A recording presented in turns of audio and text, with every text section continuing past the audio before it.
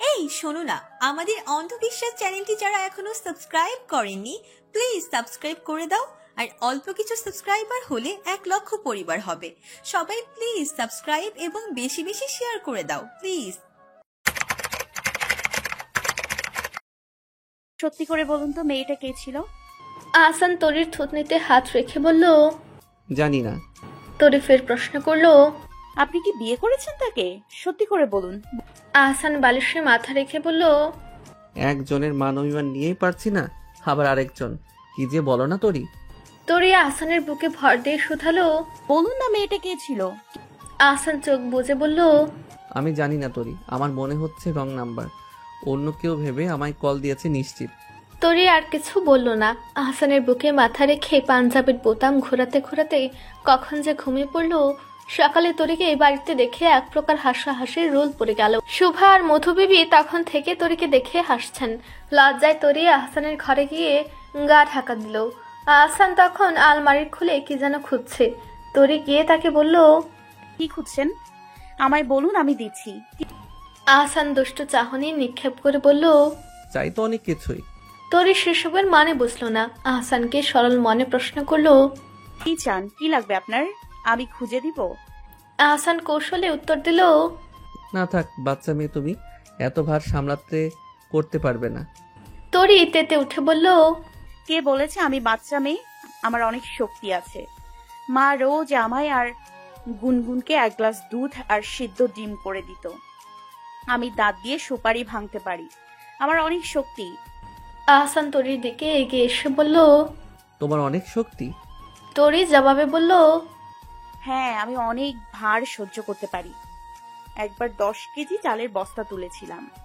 আহসান ঠোঁট টিপে হেসে বলল, তবে সামলাও। এটুকু বলে সে তরির কোমর চেপে ধরে তরিকে নিজের কাছে নিয়ে এলো। টুপ করে তরির ঠোঁটে একটা চুমু খেয়ে বের হয়ে গেল। তরির চোখ বড় বড় করে দাঁড়িয়ে রইল। এটা কি হলো? বাজে লোকটা চুমু খেলো তাকে। আজ দুপুরে খেতে এসে আহসান, রুমি কিংবা শুভা কাউকেই দেখতে পেল না।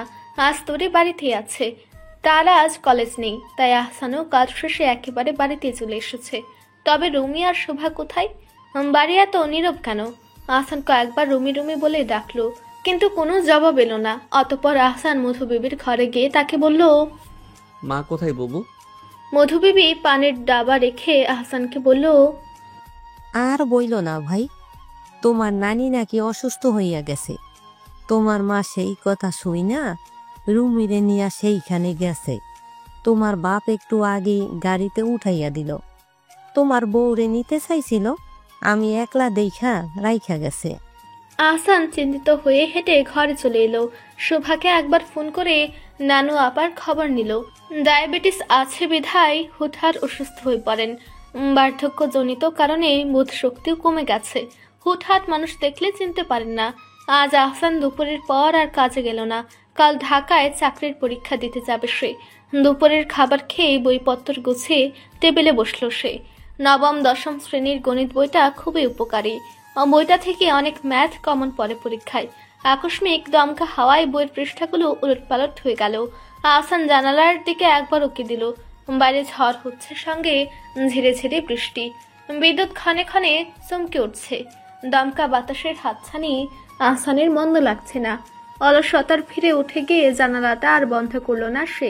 কিন্তু বইয়ের পৃষ্ঠাগুলো বাতাসে বারবার এলোমেলো হয়ে যাচ্ছে। বৃষ্টির ছিটেফোঁটা খাতায় এসে পড়ে খাতা ভিজে যাচ্ছে। আহসান আলসেমি পরিত্যাগ করে জানালার কাছে গেল। এই জানালা বাতাসের ঠেলা তার মনোযোগ নষ্ট করছে। হাত বাড়িয়ে জানালাটা বন্ধ করার সময়ে উঠোনে তরিকে দেখল সে। তরি তরি এই ঝড়ের মাঝে উঠোনে কি করছে? আহসান মৃদু স্বরে তরিকে কয়েকবার ডাকলো। তরির কান অবধি তা পৌঁছালোই না। আকাশের দিকে তাকে ভীত সন্ত্রস্ত হয়ে দৌড়ে উঠোনে গেল আহসান। বারবার বিদ্যুৎ চমকাচ্ছে। বোকা মেয়েটার কোনো জ্ঞান বুদ্ধি নেই। আহসান ফিরে ডাকলো তরিকে। তরি ডাক শুনে পিছু ফিরে তাকালো। এ কি অবস্থা তরির? তরির দু গাল সহ শাড়ির আঁচলে ছোট ছোট কাঁচা আম। এই ঝড়ের মাঝে আম কুড়ানোর শখ হয়েছে তার। আহসান ছুটে গিয়ে তরির হাত ধরে তাকে ঘরে টেনে আনতে চাইল। তরি মাথা দুলিয়ে না বোঝালো সে আরো আম কুড়াতে ইচ্ছুক। আহসান কেন ঘরে নিয়ে যাচ্ছে তাকে? আগে যখন ঝড় হতো সে আর গুনগুন মিলে আম কুড়াতে যেত। আশেপাশের বাড়ির ছোট ছোট ছেলেপেলেরাও আসতো। আম কোরানো শেষে সবাই সমান ভাগে ভাগ করে নিত। তরির না বোধক ইশারা শুনে আহসান বলল, অনেক হয়েছে তরি, অনেক আম কুড়িয়েছ, আর না। কিভাবে বিদ্যুৎ চমকে বাজ পড়ছে দেখছো না? এই সময়ের বৃষ্টি ভালো নয়। কালবৈশাখী ঝড়ের বৃষ্টিতে ভিজলে জ্বর আসে। সামনে পরীক্ষা, এখন মোটেও জ্বর-টর বাঁধানো যাবে না। আহসান এক প্রকার জোর করে ঠেলে ঠুলে ঘরে নিয়ে এলো তরিকে। পড়ার ঘরের বইগুলোকে ভাঁজ করে রেখে এসেছে সে। তরি মুখ ফুলে বিছানার উপরে বসে আছে। শরীর বৃষ্টির পানিতে ভেজা, টপ টপ করে পানি গড়িয়ে বিছানায় পড়ছে। সেদিকে তার বিন্দুমাত্র মনোযোগ নেই। আহসানের প্রতি সে প্রচন্ড রেগে আছে। একটু আমি কুড়াতে গিয়েছিল সে, তাই বলে এভাবে টেনে নিয়ে এলো। হাসান গামছা দিয়ে মাথা মুছতে মুছতে তরির দিকে তাকালো। তরিকে খুঁজে আনতে গিয়ে সেও ভিজে গেছে। আহসান গামছা হাতে তরির দিকে এগিয়ে গেল। তরির মাথাটা মুছে দিতে চাইলো। তরি মাথাটা সরিয়ে দিয়ে সরে বসলো। আহসানের সঙ্গে কথা নেই তার। বাজে লোক। ঠান্ডা বসে যাবে তরি, শাড়িটা পাল্টে নাও। তরি কিছু না শোনার ভান করে বসে রইল। তার অনেক রাগ হয়েছে। কিছুতেই আজ সে আহসানের সঙ্গে আর কথা বলবে না। আহসান হাঁটু গেড়ে বসে তরির হাত দুটো ধরে বলল, ঝড় বাদলা শেষ হোক, আমি নিজে গাছে উঠে তোমায় এত এত আম পেড়ে দেব। তুমি আচার করে খেও, কেমন? তরি বিষয়টা নিয়ে ভেবে দেখলো। কথাটা মন্দ বলেনি আহসান। আহসান যা বলে পরে হলেও সেটাই করে। আহসান সত্যি তাকে আম পেড়ে দেবে, সেটা বেশ করেই জানে তরি। তরি উঠে দাঁড়িয়ে আলমারি থেকে শাড়ি বের করলো। আহসান গামছা হাতে দাঁড়িয়ে রইল। তার পাঞ্জাবিটাও ভিজে গেছে। তরি চলে গেছে ভেবে আহসান পাঞ্জাবিটা খুলে ফেললো। তরি পিছু ফিরে শাড়ি নিয়ে বেরোবার পথে আহসানের রূপ জলসের তাড়নায় থমকে পড়লো। যৌবনের ছাপে মাখা শক্তপোক্ত পেটানো শরীর তার। পানির ছিটে ফুটায় ভেজা শরীরটা জল জল করছে মুক্তোর মতো। তরি চোখ ফিরিয়ে ঢুক গেল। বড্ড হাঁসফাঁস লাগছে তার। আহসান আলমারির দিকে এগোতে গিয়ে তরির দৃষ্টিতে বাধা পড়ল। ভেজা শরীরে শাড়িটা দেহের সঙ্গে লেপ্টে রয়েছে। অক্ষিক কুটোর দিয়ে পরিমাপ করা যাচ্ছে দেহের প্রতিটি ভাঁজ। খামখেয়ালিপনায় মেয়েটার উদরের পাশ থেকে শাড়ির আঁচলটা কখন যে সরে গেছে। পৃথিবীর সকল মোহে আজ অবস্থান করছে তরি। তরির এই রূপের কাছে সকল সৌন্দর্য যেন ফিকে পড়ে যাচ্ছে। তরি সে ফুটন্ত ফুল যা আহসান ছুঁয়ে দিতে চায়। তবে তরি যদি সে ছোঁয়া সহ্য করতে না পারে, নীরবতায় যদি নেতিয়ে পড়ে। সময় যত গড়ালো, নীরবতা নিরবিচ্ছিন্নতা ততই প্রগাঢ় হলো। দুজন যেন গোপন অভিলাষে একে অপরের নিকট বাধা পড়ল। চোখে চোখে সন্ধি হলো তাদের। কখন যে একে অপরের কাছে পাওয়ার বাহানায় কুপকাত হলো। এরপর আর কি, দুপক্ষ ভাব ভালোবাসায় বিছানাগামী হলো।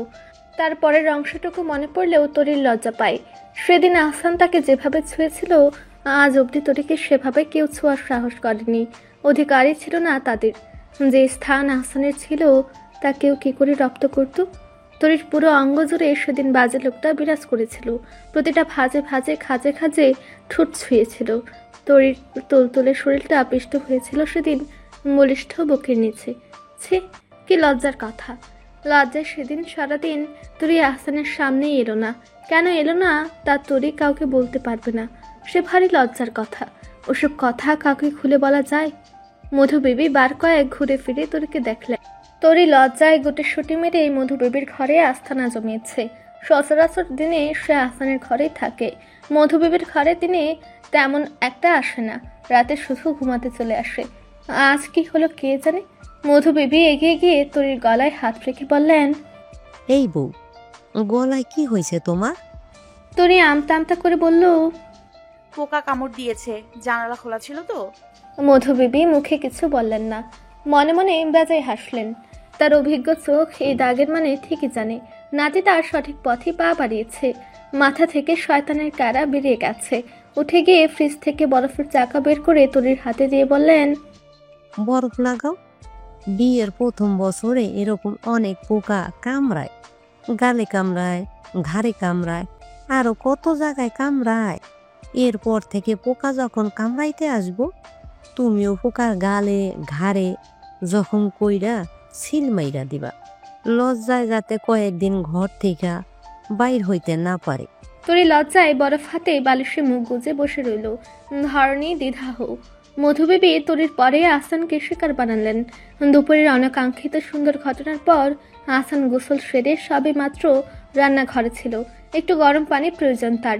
দিনে দুবার গোসল করে গলা কান ঠান্ডায় তীর করছে। মধু বিবি আহসানের পিছু গিয়ে দাঁড়ালেন। টিপ্পনি কেটে বললেন, তোমার গলায় ঘাড়ে এত জখম কিসের ভাই? আহসান পাঞ্জাবের কলার দিয়ে ক্ষতটা ঢাকার চেষ্টা করে বলল, কোথায় জখম?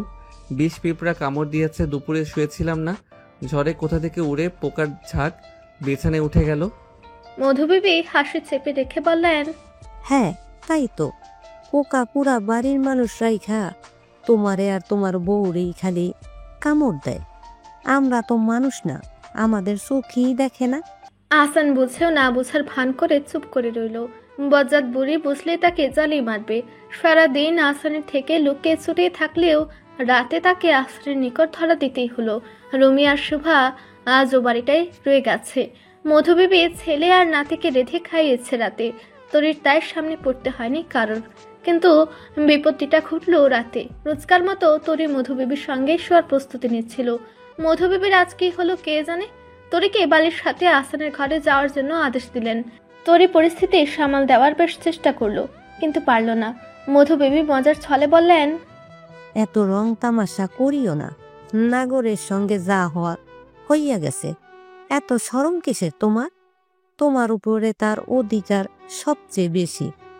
এখন থাইকা আমার কাছে শুইয়া তোমার কাজ নেই। যার জায়গা যেইখানে তার সেইখানেই থাকা ভালো।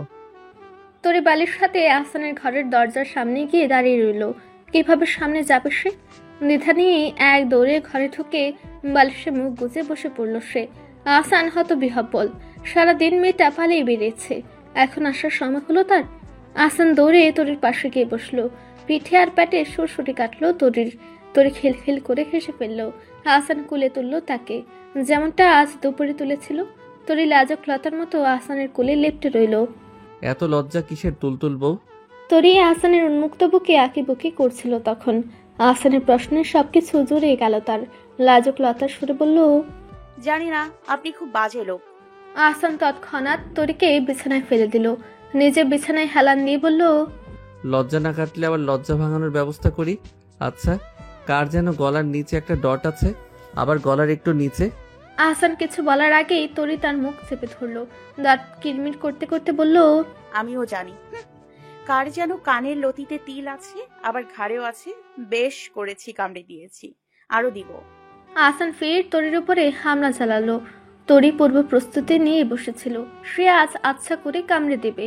বাজে লোক। তারপর দুজনার মাঝে আরেক দফা ভালোবাসাবাসি হলো। রুমি আর শুভা সকাল সকালে বাড়ির পথে রওনা দিয়েছে।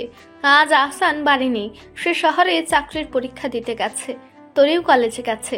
মাজদাক সরোয়ারও বাড়ি নেই। মধু বেবি বাড়িতে একা বলে তাগিদটাও এত বেশি। এলাকায় ঢোকার পথে শুভাকে কেউ শব্দ করে সালাম দিল। রুমি আর শুভা উভয়ই পাশ ফিরে তাকিয়ে দেখলো রঙ্গন দাঁড়িয়ে। শুভাকে সালাম দিয়ে সে বলল, কেমন আছেন খালাম্মা? কতদিন পর দেখলাম আপনাকে, কোথায় গিয়েছিলেন? শুভা হেসে রঙ্গনের সালামের জবাব দিয়ে কথা বলল। রুমি লক্ষ্য করলো রঙ্গন আর চোখে তারি দিকে তাকিয়ে। রুমিও কটমট করতে করতে রঙ্গনের দিকে তাকালো। এই বিটকালটাকে তার সহ্য হয় না। মনে মনে সে রঙ্গনকে উদ্দেশ্য করে বলল, বদমাস হতছাড়া, তোর কপালে চৌরাস্তার পরে পাগল জড়বে দেখিস। তরি কলেজে গিয়ে আজ বড় ফাঁসা ফেসেছে। টিফিন ব্রেকে ক্রস বেল ঠিক করার সময় মেয়েদের চোখে তরির গলার ঘাড়ে থাকা লালচে দাগগুলো জলজল করে উঠল। নাতাশা আর সোহা তরিকে এসে খামচে ধরে বলল, কি রে তরি, পরের সাথে দেখছি ভাব ভালোবাসা উপচে পড়ছে। দুলাভাইয়ের সঙ্গে ইন্টু পিন্টু হয়েছে তোর, তাই না? এত এত তাগড়ার শরীরের ঝড় সামলাতে পারলি তরি? উফ, লাভ বাইটস। মাঝে সোহাগে এসে বলল, হেলমেট পরে মাঠে নেমেছিলে বান্ধবী, পরে ওয়াও ওয়াও চলে আসলে, কিন্তু ঝামেলা, শিশুর কোলে শিশু। তরি লজ্জায় মাথা ঘুরে উঠল। সকলের অগোচরে কোথায় যে গিয়ে পালালো সে কে জানে। তবে নাতাশা তরিকে ঠিকই খুঁজে বের করলো। দুই বান্ধবীর গল্পের মাঝে তরি বলে উঠল, একটা বিরাট ঝামেলায় পড়েছি জানিস। নাতাশার হাতে কাঁচা আম। কলেজের পেছনের গাছে এটে টুকরো দিয়ে ঢিল মেরে সে আম পেড়েছে। আমের শক্ত কামড় বসিয়ে সে বলল, কি হয়েছে দোস্ত, কোনো সমস্যা? তরি গাল ফুলিয়ে বলল, আজকাল একটা বেয়ারা মেয়ে তোর দুলাভাইকে ফোন দিয়ে বিরক্ত করে, এমন ভাবে কথা বলে যেন সে আহসানকে খুব করে চেনে। আহসানকে জিজ্ঞেস করেছিলাম, আহসান জানি না মেয়েটাকে, খুব বাজে বাজে দুষ্টু কথা বলে মেয়েটা। নাতাশা ভ্রু কুচকে বলল, মেয়েটার নাম্বার আছে তোর কাছে? তরি দ্রুত নোট খাতাটা বের করে নাম্বারটা নাতাশার কাছে দিল। নাম্বারটা কাল রাতে সে হাসানের ফোন থেকে টুকে রেখেছিল। গত রাতে ঘনিষ্ঠ মুহূর্তে মেয়েটা হাসানকে আবার কল করেছিল, তখনই লিখে রেখেছিল নম্বরটা তরি। নাতাশা গোপনে ব্যাগ থেকে বাটন ফোনটা বের করলো। বাসা দৌড়ে বেধায় নিরাপত্তার জন্য ফোনটা কাছে রাখে সে। তবে নাম্বারটা ডায়াল করার সময় বড়সড় একখানা বিপত্তি ঘটলো। নাম্বারটা নাতাশার ফোনে আগে থেকে সেভ করাই আছে। নাম্বারটা স্বয়ং ঝুমুরের। ঝুমুরের সঙ্গে একই ব্যাচে আলতাফ স্যারের কাছে পড়ে নাতাশা, সে কারণে ঝুমুরের নম্বরটা ফোনে সেভ করা ছিল। কিন্তু ঝুমুর এমনটা কেন করবে? এতে তার লাভটা কি? নাতাশা বিস্ফোরিত কণ্ঠে তরিকে বলল, তোরি? তরি পাশ থেকে জবাব দিল, কি হয়েছে? পেলি মেয়েটাকে? কিছু বলেছে ওই মেয়েটা? নাতাশা ভীত সন্ত্রস্ত হয়ে বলল, নাম্বারটা কার জানিস তোরি? তরি প্রশ্ন করলো, কার? নাতাশা ভয় ভয় বলল, আমাদের ক্লাসে একটা মেয়ে আছে না, ঝুমুর, ঝুমুরের নাম্বার ওইটা। তরি তৎক্ষণাৎ স্মরণে এলো মাস কয়েক আগে কলেজে আগে আগে ছুটি হয়েছিল। আসানের আসতে দেরি হয়েছিল বিধায় তরি তাকে ঝুমুরের ফোন থেকে কল করেছিল। তবে কি ঝুমুর? তরি আর এক মিনিটও সেখানে দাঁড়ালো না। যে মেয়ের কারোর সঙ্গে চোখ তুলে উঁচু স্বরে কথা অব্দি বলতো না, সে আজ রণচণ্ডী হয়ে উঠল। ক্ষুব্ধতা রাগ যেন চুয়ে চুয়ে পড়ছে তার শরীর হতে। তরি এক দৌড়ে ক্লাসে গেল। বেঞ্চের প্রতিটি কোণে কোণে পুরো ফ্লোর জুড়ে ঝুমুরকে খুঁজলো। ঝুমুরের ঘনিষ্ঠ বান্ধবীরা জানালো ঝুমুর ঝালমুড়ি কিনতে ক্যান্টিনে গেছে। তরি আর এক মুহূর্ত অপেক্ষা করলো না, দ্রুত ক্যান্টিনে গেল। ঝুমুর তখন ক্যান্টিনের বসার বেঞ্চগুলোতে বসে বসে ঝালমুড়ি খাচ্ছে। তরি তাকে গিয়ে বলল, তোমার সমস্যা কি ঝুমুর? ঝুমুর কেমন থতমত খেয়ে উঠল। কৃত্রিম অবাক হওয়ার ভান করে বলল, কি হয়েছে? কি করেছি আমি? তরি তেতে উঠে বলল, তুমি জানো না কি করেছো? তুমি কেন আমার বরকে কল দাও? অন্যের বরের সঙ্গে এত কি কথা তোমার? কালো মাঝরাতে কল দিয়েছিলে, পেয়েছোটা কি? হ্যাঁ, প্রবাদে আছে চুরির মায়ের বড় গলা। ঝুমুরের ক্ষেত্রে যেন তাই হলো। ঝুমুর চোখ কপালে তুলে বলল, আমি কাকে কল দিয়েছি? যেন তেন মানুষকে ঝুমুর কল দেয় না। আর তোমার বর নিয়ে যেন কি বললে? আমি কেন আহসানকে কল দিতে যাব? তরি দাঁত কিরমির করে বলল, তুমি যদি ওনাকে কল নাই দিয়ে থাকো তবে ওনার নাম জানলে কি করে? আমি তো তোমাকে একবারও নামটা বলিনি। তুমি আসলে একটা চরিত্রহীন লম্পট মেয়ে, অন্যের বরের সঙ্গে ফষ্টি নষ্টি করো। ঝুমুর রাগে বিক্ষিপ্ত হয়ে তরির ইউনিফর্মের কলার ধরে টান দিল। শরীরে হাত পড়ায় তরি ক্রোধে ঝুমুরের বুকে ধাক্কা দিয়ে তাকে ঠেলে সরালো। ঝুমুর প্রতিরোধ ব্যবস্থা গড়ে তুলতে তরির বেনুনিতে হাত রাখলো। তরি বেজায় খেপে ঝুমুরের বেনুনি টেনে ধরলো। মোদ্দা কথা, ক্যান্টিনের সামনে এক ভয়ালো যুদ্ধ সংঘটিত হলো সেদিন, যাকে বলে চুল ছেঁড়া যুদ্ধ। তরি হুট করে কারো গায়ে হাত তোলার মতো মেয়ে নয়। তরি শান্ত হয়ে সমঝোতায় আসতে চেয়েছিল, তবে ঝুমুর তা শুনেনি। নিজের নির্বুদ্ধিতায় সে বিপদ ডেকে এনেছে।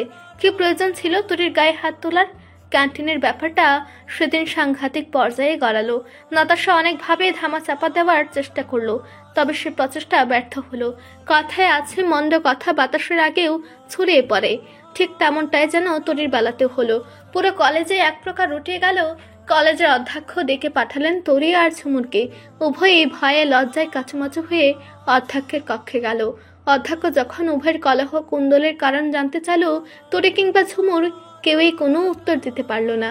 অতঃপর অধ্যক্ষ আবুল কাসেম ঝুমুর এবং তরির উভয়ের অভিভাবককে ডেকে পাঠালেন।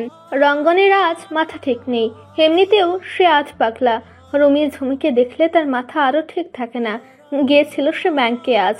বাবা মারা যাওয়ার পর থেকে বাবার পেনশনের টাকায় তাদের সংসার চলে। ব্যাংক অ্যাকাউন্টে কি যেন একটা সমস্যা দেখা দিয়েছে, সেটা ঠিক করতে পথিমধ্যে রুমি ঝুমির সঙ্গে দেখা হয়ে গেল। কি বেজায় মিষ্টি চাঁদপানা মুখ তার।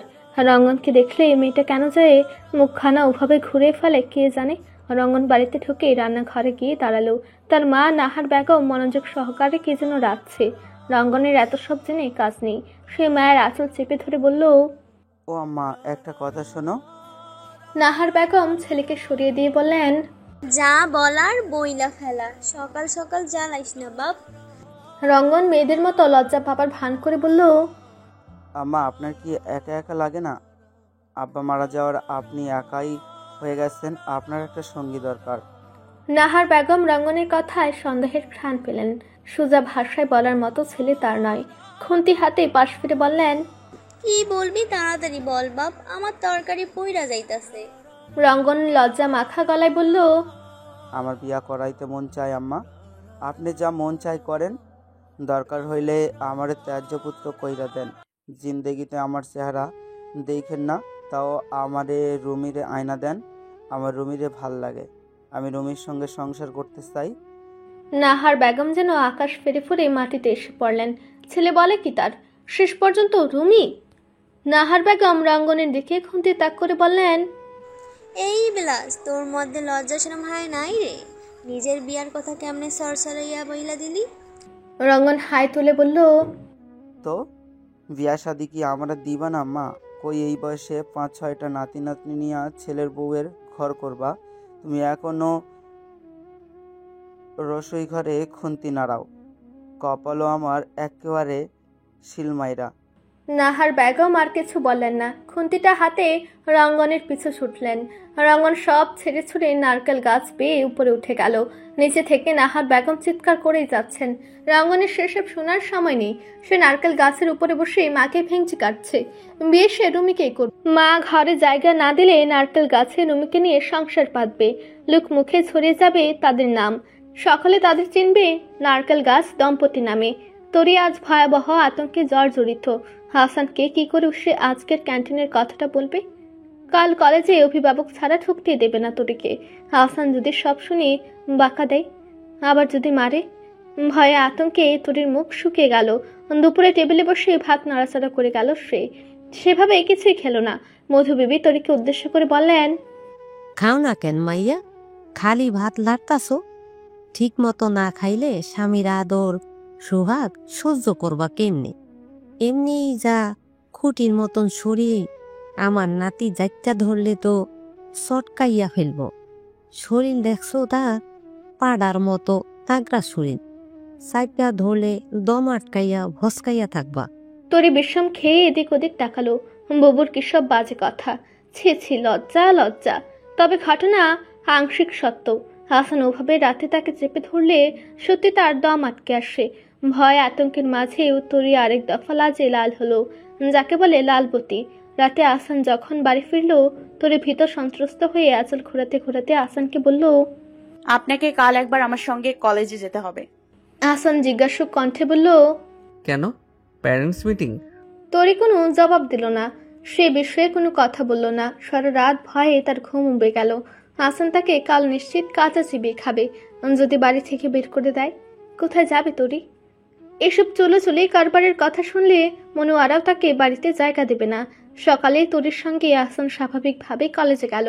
অধ্যক্ষের রুমে গিয়ে বসতেই তিনি ক্যান্টিনের বিস্তারিত বর্ণনা হাসানের নিকট তুলে ধরলেন। তরি ভয়ে জমে গেল। হাসানের তখন আক্কেল গরম অবস্থা। তরির মতো শান্ত মেয়ে এমনটা কেন করবে? হাসান তরিকে তখন কিছুই বলল না, কোনো প্রশ্নও করলো না। কলেজের পরিবেশ বিঘ্নিত করার দায়ে তরির পক্ষ থেকে নিজেই ক্ষমা প্রার্থনা করলো। অধ্যক্ষের কক্ষ হতে হাসান বেরোতেই তরি তার পিছু পিছু এলো। হাসানের হাত দুটো ধরে কেঁদে উঠে বলল, বিশ্বাস করুন, আমি আগে ওর গায়ে হাত তুলিনি। আমি শুধু কথা বলতে গিয়েছিলাম। ও আমার কলারে হাত দিল। আমি তারপর ওকে সরাতে ওর বুকে ধাক্কা দিয়েছি।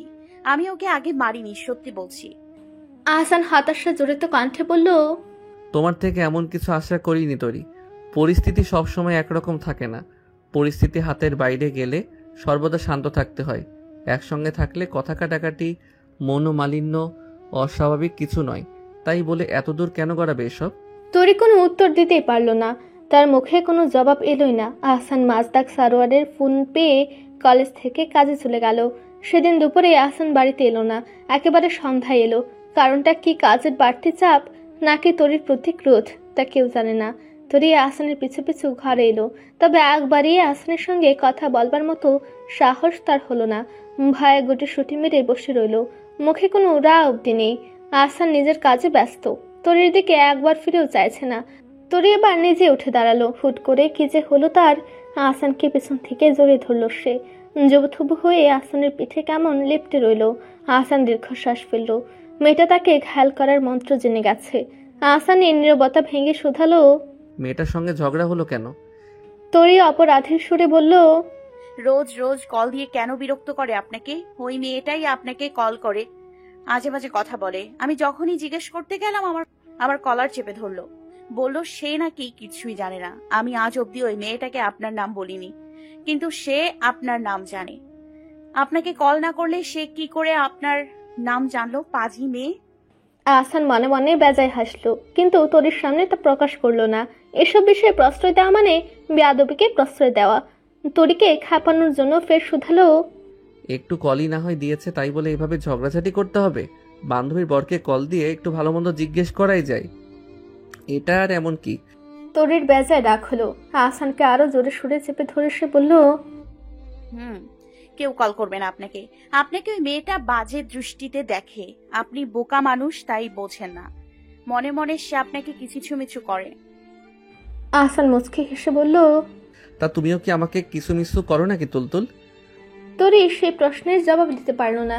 সে সত্যি আহসানকে কিছু মিছু করে কি, কে জানে। তরির অবস্থা বর্তমানে শোচনীয়। দীর্ঘ 2 মাস সময় নিয়ে টেস্ট পরীক্ষা শেষ হয়েছে তার। পরীক্ষা শেষে একটু আরামাশ করবে ভেবেছিল সে, সেটি আর হচ্ছে কোথায়। আহসান রোজ ভোরে ডেকে তুলে তরিকে পড়তে বসায়। ঘুমের ঘুরে আলো থালু হয়ে তরি ঝিমুতে ঝিমুতে পড়া শেষ করে। রুমিকে দেখে বর্তমানে খুব হিংসে হয় তরির। কয়েকদিন আগে রুমির বোর্ড পরীক্ষা শেষ হয়েছে। সারাদিন মনের আনন্দে ঘুরে বেড়ায় সে। আহা, কি সুন্দর জীবন! তরির জীবনে এত সুন্দর কাল কবে আসবে? হাসানের সঙ্গে আজ এক অভূতপূর্ব ঘটনা ঘটল। সৌম্য আজ তার মালের গোডাউনে এসেছে। সৌম্য সচরাচর ছুটির দিন ব্যতীত কখনোই দিনে অবসরে থাকে না। অফিস ছুটি হয় তার বিকেল 5:30টায়। তবে আজ কি হলো? এই ভর দুপুরে সৌম্য কি করছে এখানে? হাসান কাজ গুছিয়ে দ্রুত বের হলো। সৌম্যকে দেখে এসে নিতান্তই অবাক ব্যতীত আর কিছু হয়নি। হাসানকে দেখে সৌম্য কেমন ম্লান হাসলো। হাসান অনুভব করতে পারলো সেই হাসিতে কোনো প্রাণ নেই। বাবার মৃত্যুর পর সৌম্য একেবারে ভেঙে গেছে ভেতর থেকে। আগের মতো চাঞ্চল্যতা আর নেই। হাসানও সৌম্যকে দেখে মুচকি হাসলো। চেয়ার টেনে বসার সুযোগ করে দিল। সৌম্য কেমন সটন ভাবে বসলো চেয়ারটাই, যেন দেহের প্রাণের অস্তিত্ব নেই। আহসান খুব নরম সুরে বলল, কি হয়েছে বন্ধু, আজ অফিসে যাসনি? সৌম্য কেমন ভঙ্গুর কণ্ঠে বলল, না, আসলে মনটা ভালো নেই, আজকে ছুটি নিয়েছি। আহসান সান্ত্বনা দেওয়ার ভঙ্গিতে বলল, বন্ধু, ভালো খারাপ নিয়েই জীবন। জানি তোর কষ্টটা হয়তো আমি কোনোদিনই বুঝতে পারবো না, কিন্তু এইভাবে আর কয়দিন? নিজেকে একটু সামলা বন্ধু। তোর ভাইটার তুই ছাড়া কেউ নেই, এভাবে ভেঙে পড়লে ওর কি হবে? সৌম্য কোনো উত্তর দিল না। কেমন ছল ছল চোখে তাকিয়ে রইল। পরিস্থিতি স্বাভাবিক করার জন্য আহসানি ফের বলল, তাছাড়া এখন তোর বয়স হয়েছে বন্ধু, এবার অন্তত নিজের দিকটা ভেবে দেখ। একটা বিয়ে শাদী কর, মনটা অন্যদিকে ঘুরে যাবে। সংসারের মাঝে ঢুকে গেলে এত একাকিত্ব বোধ হবে না। সৌম্য ছল ছল চোখে হেসে ফেলল। কেমন নিবিড় ভাবে বলল, আর বিয়ে? জীবনে একবার এক ফাঁদে পড়ছিলাম, এরপর আর অন্য কোনো মেয়ের দিকে ঘুরে তাকাবার সুযোগই পেলাম না। মা জীবিত থাকাকালীন কত মেয়ে দেখলো, কারোর দিকে চোখ তুলে তাকাতে অবধি ইচ্ছে হয়নি। এক জ্বরে এতটা ক্ষতি হয়েছে যে আর সামলে উঠতে পারিনি। সংসার জীবন আমার জন্য নয়। তাছাড়া আমি কখনো স্ত্রীর জায়গায় অফিসার আর কাউকে কল্পনাই করতে পারিনি। ও আমার জীবন চলে গেছে, বেশ, বিয়ের স্বপ্ন আর কখনো দেখিনি। সৌম্য আর বসলো না, চেয়ার ছেড়ে উঠে দাঁড়িয়ে আহসানকে বিদায় জানিয়ে চলে গেল। আহসান হতাশ চোখে সৌম্যের চলে যাওয়া দেখলো। চোখ বন্ধ করে বহু পূর্বের স্মৃতিতে ফিরে গেল। ভার্সিটির প্রথম বর্ষে পড়াকালীন আহসানদের ক্লাসে একটা মেয়ে ছিল, বেশ লাজুক, সব সময় মুখ লুকিয়ে চলতো। নাম তার দিলশান হায়াত। শুরুতে আহসান সেভাবে তাকে চিনত না, তবে ঘটনার সূত্রপাত ঘটে সৌম্যের দ্বারা। কাঠকুঠার সৌম্য কখন কিভাবে যে দিলশানকে নিজের অন্তরের অস্তিত্ব সবটুকু দিয়ে ফেলেছিল কে জানে। সংবেদনশীল পরিবারের মেয়ে দিলশানের সঙ্গে কখনো সৌম্যের প্রেমের সম্পর্ক গড়ে না উঠলেও একে অপরের প্রতি তারা যে দুর্বল তা কারোর চোখেই এড়ায়নি। কিন্তু দুর্ভাগ্য, দিলশানের বিয়ে হয়ে যায় 3য় বর্ষে পড়াকালীন। সৌম্য তখনও ছাত্র বিধায় চাইলেও সে কিছু করতে পারেনি। তখন তার কাছে না ছিল অর্থ সম্পদ, না ছিল প্রাচুর্যবহুল চাকুরি। দিলশানের বিয়ের পর সৌম্য তাকে আর কখনোই বিরক্ত করেনি, আবার মন থেকে ঝেড়ে ফেলে দিয়ে উঠে দাঁড়াতেও পারেনি। সৌম্যের বাবা মা বেঁচে থাকাকালীন খুব চেষ্টা করেছিলেন ছেলের বিয়ে দিয়ে যাওয়ার। সৌম্য সেসব অবহেলায় এড়িয়ে গেছে। মনে একজনকে রেখে আরেকজনের সঙ্গে কি করে সংসার করত সে? অলিখিত প্রতারণা হতো না সেটা? আম্মা এমন করেন কেন? রুমির আয়না দেন না আম্মা। রঙ্গনের কথা শুনে নাহার বেগম চোখ মুখ কুঁচকে তার দিকে তাকালেন। আর রঙ্গনের কোনো হেলদোল নেই সেদিকে, সে রুমের স্বপ্নে বিভোর। নাহার বেগম দৌড়ে গিয়ে গাঁটটা মারলেন ছেলের মাথায়। রঙ্গন আকস্মাৎ গাঁটটা খেয়ে চেঁচিয়ে বলল, নিয়মিত ভালোবাসার গল্প শুনতে এবং পড়তে আমাদের অন্ধবিশ্বাস চ্যানেলটি সাবস্ক্রাইব করে পাশে থাকা বেল আইকনটি ক্লিক করুন। ধন্যবাদ সবাইকে।